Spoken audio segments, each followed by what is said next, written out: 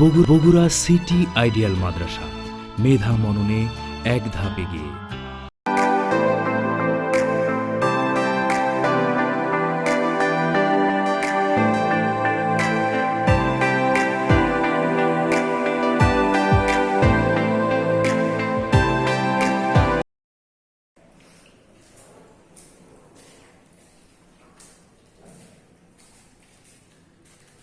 আসসালামু আলাইকুম ওয়া রাহমাতুল্লাহ। প্রিয় পেলের ছোট শিক্ষার্থীবৃন্দ, সবাই আল্লাহর রহমতে ভালো আছো এটা আশা করছি। আমিও আলহামদুলিল্লাহ ভালো আছি বলে আজকে আবারও তোমাদের সাথে ক্লাস নিতে চলে এসেছি। তো আজকে আমি তোমাদের সাথে আলোচনা করব তোমাদের ইংলিশ সাবজেক্ট থেকে। কেন তোমরা বোর্ডে দেখতে পাচ্ছ, আজকে আমি তোমাদের সাথে আলোচনা করব ইংলিশ সাবজেক্ট।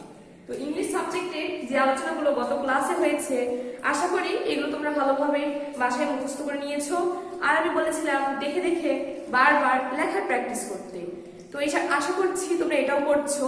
তো সেই আশা নিয়েই আমাদের গত ক্লাসে যে ধারাবাহিকতা ছিল, সেই ধারাবাহিকতা অনুযায়ী আজকের পরবর্তী পড়াগুলো নিয়ে আমি এসেছি। তো আজকের পরবর্তী ক্লাসে আমি তোমাদের সাথে যে আলোচনাগুলো করব সেটা আছে তোমাদের বইয়ের পেজ নং 7 থেকে। তো তোমরা তোমাদের বইয়ে ইংলিশ যে বই রয়েছে, যে মাই ফার্স্ট এবিসি অ্যালফাবেট, এই বই থেকে তোমরা পেজ নং 7 চলে আসো। পেজ নং 7। তো 7 নং পেজে তোমরা দেখতে পাবে এখানে দেওয়া আছে সি এবং ডি পরিচিতি। তো সি দিয়ে আমরা গত ক্লাসে আলোচনা করেছি। তো এখানে আমি তোমাদের বলেছিলাম আমরা নতুন কিছু ওয়ার্ড জানবো এবং সেই ওয়ার্ডগুলোর মিনিং জেনে নেওয়ার চেষ্টা করব। ওয়ার্ড এবং সাথে ওয়ার্ড মিনিং, তো এগুলো আমরা জানবো।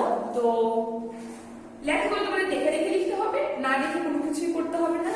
তো যেহেতু এগুলো মৌখিক পড়া, তারপরে লেখার জন্য আমি বলেছি, কেননা তোমরা বাসায় আছো, বেশি বেশি যদি লেখো তোমাদের জন্য লেখাটা সুন্দর হবে, তোমরা শিখতেও পারবে। এর জন্য আমি তোমাদের লিখতে বলেছি।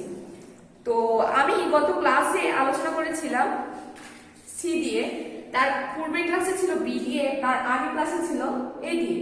তো এ দিয়ে আমরা 4টি করে শব্দ শিখি প্রতিদিন। তো 4টি শব্দ কি কি ছিল পূর্বের পাঠটি আমরা আলোচনা করে নেব শুরুতেই, কেননা আমরা কখনোই যেন না ভুলি। যেই পড়াটি একবার কষ্ট করে শিখেছি ওটা কখনোই আর ভোলা যাবে না। তো এই জন্য পুরনো পড়াটি আর একবার তোমাদের সাথে আলোচনা করছি। এটা ছিল এ, এটা ক্যাপিটাল, এটা স্মল। তো তা দিয়ে আমরা পড়েছিলাম অ্যাপল অর্থ আপেল, অ্যান্ট অর্থ পিঁপড়া, অ্যাস অর্থ গাধা, অ্যারো অর্থ তীর। এই 4টি আমরা শিখেছিলাম। নাম্বার বি তে ছিল আবার 4টি। কি কি সেগুলো ছিল? বিতে ছিল বল, বল অর্থ খেলার বল, বার্ড অর্থ পাখি, বুক অর্থ বই, ব্যানানা অর্থ কলা। এখানে আমরা শিখেছি 4টি। তারপরে ক্লাসে শিখেছি সি ফর। সি আমাদের স্মল ক্যাপিটাল, দুটো সেম, এখানে কোনো চেঞ্জিং নেই, জাস্ট আমাদের ছোট বড় লিখতে হয়। এখানে শিখেছি ক্যাট, ক্যাট অর্থ বিড়াল, কার, কার অর্থ গাড়ি, কাউ, কাউ অর্থ গাভী, ক্যাপ অর্থ টুপি। এগুলো আমরা শিখে নিয়েছি। তো ছন্দ ছড়াগুলো ছিল কি? অ্যাপেল খেতে খুব মজা। অ্যাপেল খেতে কেমন? অ্যাপেল খেতে খুব মজা। বল খেলা অতি সোজা। বল খেলাটা কেমন? অতি সোজা মানে খুব সহজ। ক্যাট আছে বাচ্চার সঙ্গে। ক্যাট কার সঙ্গে আছে? বাচ্চার সঙ্গে। সঙ্গে অর্থ সাথে। ক্যাট আছে বাচ্চার সঙ্গে। সো আমরা আজকে শিখবো ডি ফর। তো চলো আমরা ডি ফর শিখে নিই। তো ডি ক্যাপিটাল লেটারে এভাবে লিখে আমরা আজকে শিখছি ডি। টান দিয়ে নিব, মাথা থেকে এই মাথা যোগ করে দিব, তাহলে আমরা কি পাই? ডি পাই। ডি কে যখন আমরা স্মল লেটার লিখব তখন কিভাবে লিখি? টান দিব, উল্টা পাশে একটা গোলাকার দিব, তাহলে হয়ে গেল ডি। তো আমরা আজকে শিখছি ডি ফর। ডি ফর আমরা শিখব কয়েকটা জিনিস, যেমন দেখো প্রথমে শিখব ডিয়ার। ডি ডাবল ই আর। ডিয়ার অর্থ হরিণ। ডিয়ার অর্থ হরিণ। ডিয়ার অর্থ হরিণ। ডাক, ডি ইউ সি কে। ডাক অর্থ পাতিহাঁস। ডাক অর্থ পাতিহাঁস।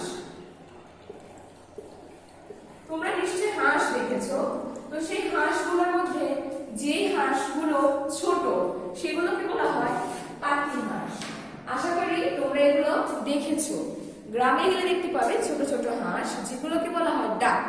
ডাক অর্থ পাতি হাঁস। আগে দেখি তারপরে পড়ানোর চেষ্টা করব।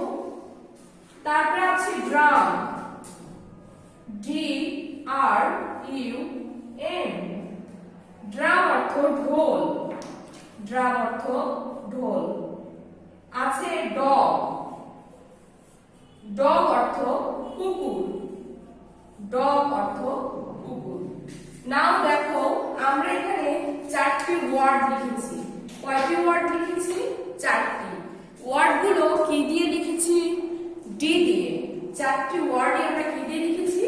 ডি দিয়ে। সো তোমরা একটু পড়ো, এটা আমাদের ডি দিয়ে, এটাও ডি, এটাও ডি, এটাও ডি। আজকে আমরা শিখছি কি দিয়ে? ডি দিয়ে। তো ডি দিয়ে প্রথমত লিখেছি ডিয়ার, DEER, ডিয়ার। ডিয়ার অর্থ হরিণ।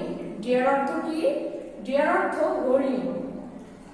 DUCK ডাক, ডাক অর্থ পাতি হাঁস, ডাক অর্থ পাতি হাঁস। DRUM ড্রাম, ড্রাম অর্থ ঢোল, ড্রাম অর্থ ঢোল। DOG ডগ, ডগ অর্থ কুকুর, কয়ের সুগার র, কুকুর। তো আজকে নতুন 4টি ওয়ার্ড শিখেছি। তো 4টি ওয়ার্ডের সঙ্গে আমরা আরেকটা ছন্দ ছড়া শিখে নিই। তো আমরা এটা লিখে আমরা জানবো, জেনে নিয়ে বলবো ডিয়ার থাকে সুন্দরবনে।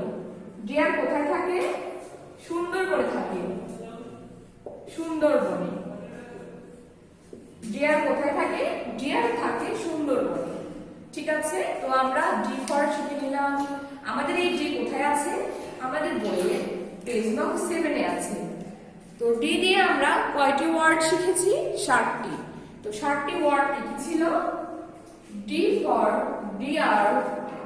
আমার সঙ্গে এখন তোমাদের মুখস্থ করার পারা, তোমরা এখন মুখস্থ করে নেবে। দেখো, ডি ফর ডিয়ার, ডিয়ার অর্থ হরিণ। ডি ফর ডিয়ার, ডিয়ার অর্থ হরিণ। ডি ফর ডাক, ডাক অর্থ পাতি হাঁস। ডি ফর ড্রাম, ড্রাম অর্থ ঢোল। ডি ফর ডগ, ডগ অর্থ কুকুর।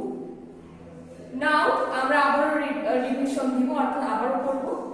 ডিয়ার অর্থ হরিণ, ডাক অর্থ পাতি হাঁস, ড্রাম অর্থ ঢোল, ডগ অর্থ কুকুর। ডিয়ার থাকে সুন্দরবনে। ডিয়ার কোথায় থাকে? ডিয়ার থাকে সুন্দরবনে। ডিয়ার থাকে সুন্দরবনে। এই ছিল আমাদের ডি ফর ওয়ার্ড মিনিং শেখার পালা। তো এখন আমরা প্রতিটা ওয়ার্ড থেকে কিছু শব্দ নিয়ে তার অর্থ করার চেষ্টা করব, যেটা তোমাদের এই পেজেরই নিচের অংশে দেওয়া আছে। তো চলো আমরা এটা নিয়ে জেনে নিই। আজকে জানলাম ডি ফর, এখন জানবো কিছু ওয়ার্ড এবং তার মিনিং, যেটা মুখোমুখি পড়ার চেষ্টা করব। মুখোমুখি পড়ার জন্য আমরা করতে পারি, নিচের অংশে আছে, যেমন দেখো CAR, কার অর্থ কি? COW, কাউ অর্থ কি? CAP, cat. ডাক, ডিয়ার। আর আছে ডগ। তো ছোট ছোট মেয়েরা, এই যে ওয়ার্ডগুলো আমরা যদি আমাদের এখন বলি, জিজ্ঞাসা করি, আশা করি সবগুলোরই উত্তর তোমরা দিতে পারবে। কেন নয়? অবশ্যই তোমরা পারবে। কিভাবে? তো কার, কার অর্থ কি? কার অর্থ কি? গাড়ি। কাউ, কাউ অর্থ কি? গাভী। ক্যাপ, ক্যাপ অর্থ টুপি। ডাক, ডাক অর্থ পাতি হাঁস, মানে যেগুলো ছোট হাঁস। ডিয়ার, ডিয়ার অর্থ হরিণ। ডগ, ডগ অর্থ কুকুর। তো তোমরা কি বুঝতে পারলে? যদি তোমরা ভালো করে পড়ো প্রতিটা ওয়ার্ড, তাহলে সবগুলো ওয়ার্ডের মিনিং বলতে পারবে। অর্থাৎ যখনই তোমাদের জিজ্ঞাসা করা হোক না কেন, তোমরা অবশ্যই এগুলা বলতে পারবে। সো আশা করি তোমাদের ভালো লেগেছে। তো আমাদের আজকে লেকচার 4 ছিল। লেকচার 4-এ পেজ নম্বর 7 থেকে আলোচনা হয়েছে। আজকে তোমাদের আমি শিখিয়েছি D4। সো আমি এখন তোমাদের হোমওয়ার্ক দিতেই পারি যে তোমরা বাসায় লিখবে, অর্থাৎ তোমাদের লেটারগুলো তোমরা লিখবে। তো দেখো আমি হোমওয়ার্ক করে লিখে দিচ্ছি। এগুলো তোমাদের লেখা, বড় ছোট দুইটা অক্ষরই এ থেকে শুরু করে তোমরা আজকে ফাইনালি ডি পর্যন্ত লিখবে। গত ক্লাসগুলোতে যে লেখাগুলো দিয়েছি তার থেকে আজকে আরো ব্যতিক্রম দিলাম। ছোট এবং বড় দুটো মিক্স করে তোমরা লেখার চেষ্টা করবে, মাত্র এ থেকে ডি পর্যন্ত। এই ছিল আজকের ক্লাস। আশা করি সবারই ভালো লেগেছে। তো এই আশা নিয়েই আজকে ক্লাস থেকে বিদায় নিচ্ছি। সবাই ভালো থাকো, সুস্থ থাকো, আবার দেখা হবে আরেকদিন। আজকের মতো বিদায়, আল্লাহ হাফেজ।